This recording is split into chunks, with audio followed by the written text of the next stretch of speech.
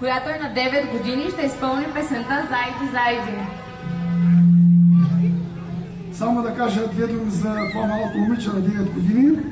Тяхното ново семейство пристигна от далечна Белгия, специално за Националния събор на властите в Дари. Тя за първи път излиза на българска сцена, за първи път с българска народна Русия, от рударо-влашкия етнос и се гордеем, че е част от нашия фолклорен ритъм. Поздравления и бъдещи успехи на това момиче!